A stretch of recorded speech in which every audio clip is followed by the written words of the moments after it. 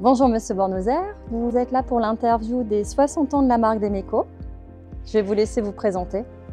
Donc Xavier Bornoser, directeur général adjoint du groupe et plus en charge de l'activité de déménagement de particuliers Demeco.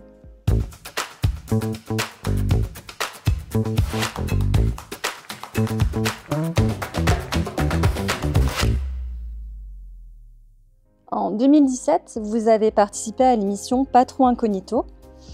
Qu'est-ce qui vous a motivé à participer à cette émission? En fait, c'est une bonne question. La première chose qui m'est venue à l'esprit lorsqu'on nous a proposé de participer à cette émission, c'était d'avoir une visibilité télévisuelle importante pour pouvoir effectivement présenter la marque et acquérir une notoriété qu'on connaît avec la télévision qui est importante. Donc ça, c'était vraiment la première réflexion que j'ai eue. Et puis ensuite, c'est vrai que de connaître un petit peu plus de l'intérieur, et pourtant je suis quelqu'un de terrain, de connaître un peu plus de l'intérieur les difficultés que les équipes peuvent rencontrer, était aussi un engagement fort pour moi et ce qui m'a permis de découvrir certaines difficultés de chaque métier, que ce soit la partie commerciale, que ce soit la partie administrative ou la partie de déménagement de terrain. Donc c'était vraiment pour moi une belle occasion de pouvoir m'immerger encore un petit peu plus dans l'activité de chacun. Et puis peut-être également un challenge personnel de découvrir un monde pour moi qui m'est complètement inconnu, qui est la télévision, son organisation, les personnes qui tournent autour, qui gravitent autour de toutes ces réalisations. Et c'est vrai qu'une fois qu'on a connu, on voit que lors du tournage, on a entre 15 et 20 personnes en permanence autour de nous pour pouvoir réaliser le tournage. Et c'est vraiment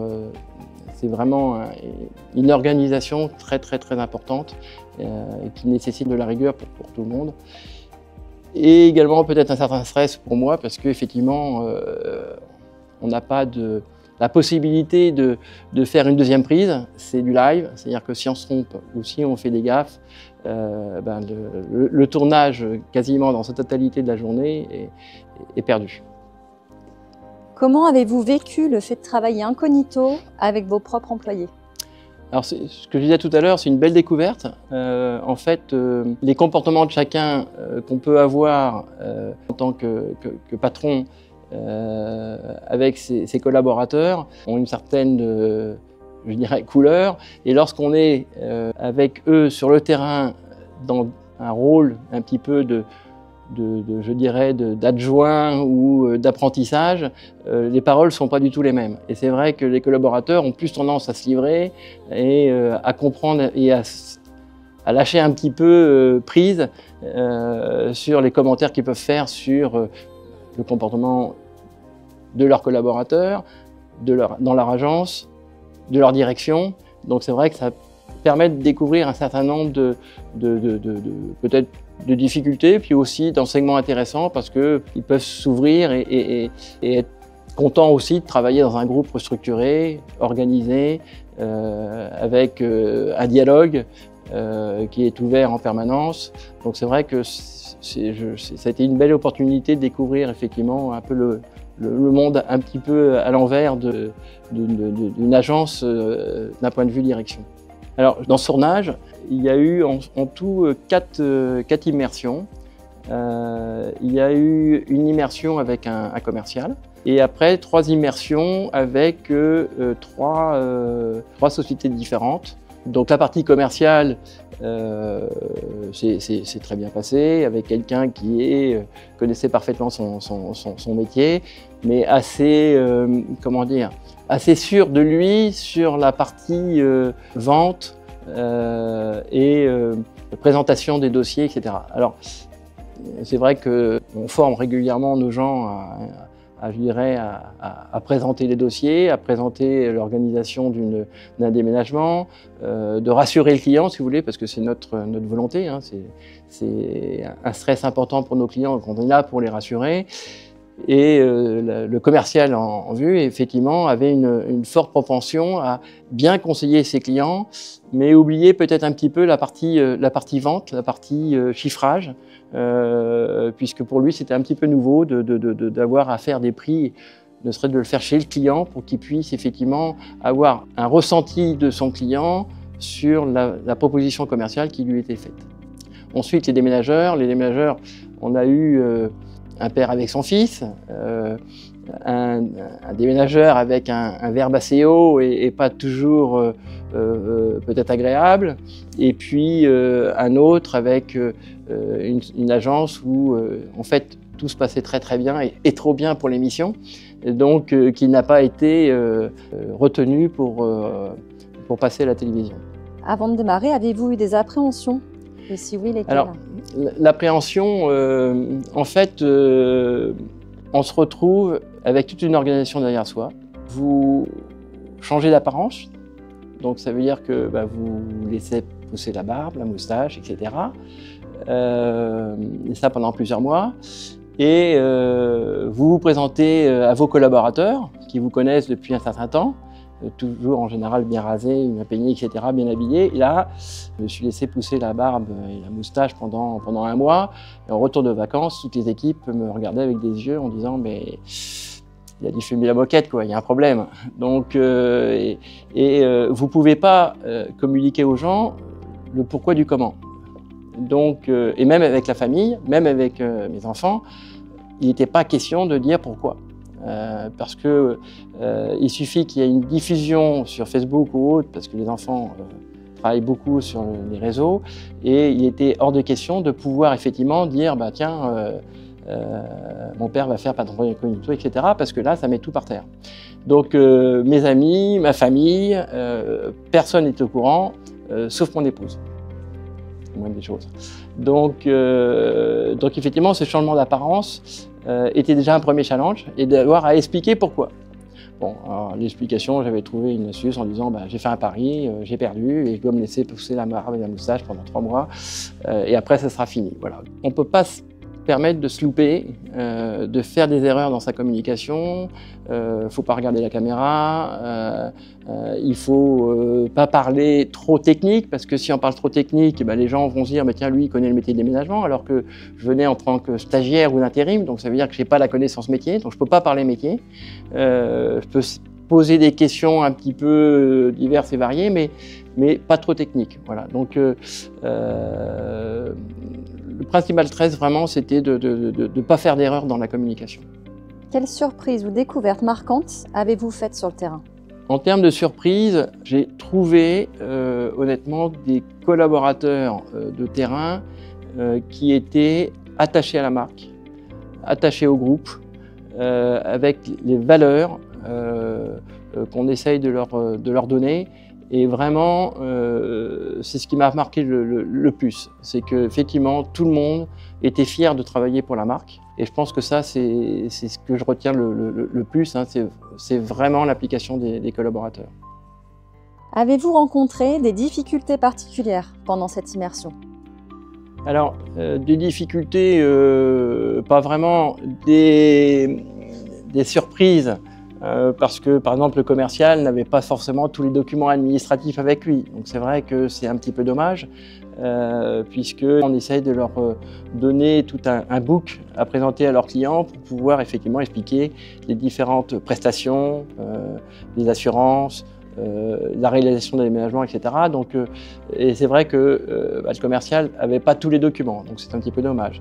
Les déménageurs n'avaient pas forcément toujours le matériel avec eux nécessaire. Donc ça, c'est aussi une petite difficulté qu'on a pu rencontrer et sur lequel on a travaillé après par la suite pour effectivement améliorer les choses, pour leur redonner du matériel qui soit conforme à ce qu'on leur demande systématiquement d'apporter pour faire un déménagement.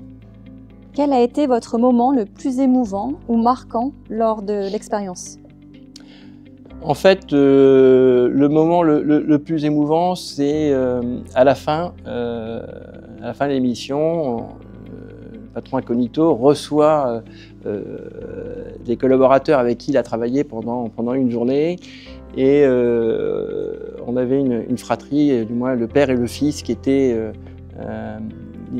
qui avait participé dans l'émission pour une journée. Et il y avait une très grande fierté du père de faire travailler son fils dans l'entreprise avec les valeurs et la transmission du savoir-faire. Et c'est vrai que ça valorise en soi le fait qu'effectivement le métier de déménagement et de déménageur est un métier dur, mais avec certaines valeurs, et nos collaborateurs sont fiers de le réaliser. Ça, pour moi, c'était assez fort. Quelles actions concrètes avez-vous mises en place suite à cette expérience? Alors en fait, le retour d'expérience qu'on peut avoir ce genre d'immersion, c'est de toucher du doigt un petit peu les difficultés qu'on peut avoir à transmettre les informations et de la manière où ils doivent être présentés à nos clients pour les commerciaux, et puis de la réalisation et de la satisfaction client vis-à-vis des managers. Vis-à-vis des commerciaux, c'est principalement de leur donner tous les documents nécessaires et de vérifier que ces documents ils soient bien avec eux lorsqu'ils se présentent avec leurs clients, pour qu'effectivement on assure à nos clients une certaine rigueur dans la réalisation de leur déménagement, que ce soit de qualité, que ce soit en temps et en heure, avec un matériel propre et en quantité nécessaire. Donc ça, c'est véritablement une formation qu'on a faite complémentaire, puisqu'on fait des formations régulièrement tous les 6 mois pour les commerciaux. Et ça, c'était un des points d'axe d'amélioration qu'on a eu sur une de nos sessions de formation. Concernant les déménageurs, un peu de sécurité, parce que dans cette immersion-là, on a un déménageur qui est monté sur une plateforme de monte-meubles qui était au 5e étage. Autant vous dire que j'ai pris peur à ce moment-là. Donc ça, le rappel effectivement de la sécurité est pour nous essentiel. Et puis aussi un savoir-être, savoir-vivre vis-à-vis de nos clients en termes de présentation. De dire bonjour à un client lorsqu'on arrive, de dire au revoir, voilà, il y a certaines choses, de se laver les mains régulièrement. Il y a des petits messages qu'on a pu passer pour qu'effectivement nos clients soient rassurés. Recommanderiez-vous à d'autres dirigeants de participer à une expérience similaire? Alors en fait, oui, je pense que c'est une belle expérience d'immersion, de comprendre un petit peu l'envers du décor. Je pense que ça, c'est très positif.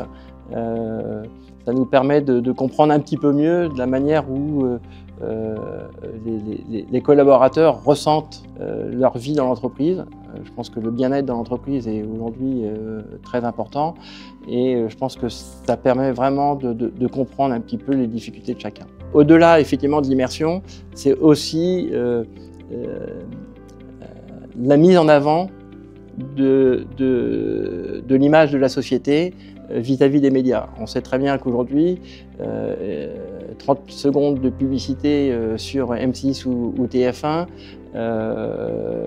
ça représente des centaines de milliers d'euros d'investissement, alors que là, pendant 1h30, il y a une diffusion non-stop avec la marque. Alors même si elle est légèrement floutée, autant vous dire que tous les gens sont contents. Maintenant, il y a aussi une chose qui est très importante, c'est le retour des collaborateurs après l'émission. Et véritablement, je pense que l'ensemble des collaborateurs, je dirais, de la marque Demeco étaient assez fiers d'avoir quelqu'un qui effectivement a participé à cette émission-là. Les clients nous ont régulièrement fait part d'avoir vu l'émission pendant les rendez-vous avec les commerciaux, et ceci pendant plusieurs mois. Donc c'est vraiment une force importante de la télévision et c'est pour ça que je conseille fortement à d'autres de le faire. Et puis également, il valait mieux que ce soit Demeco qui le fasse qu'un concurrent. Quel message souhaitez-vous transmettre à vos collaborateurs ? Je pense qu'on peut être très fier de travailler pour la marque Demeco, qui véhicule une image de qualité, de sérieux. Et je voulais pour ça remercier l'ensemble de tous nos collaborateurs chez Demeco pour leur implication dans la satisfaction de nos clients. Merci beaucoup, Monsieur Bornhauser, pour cette interview. Merci à vous. Et puis, écoutez, bon anniversaire à Demeco. Et puis, soyons fiers de travailler pour une belle marque comme Demeco.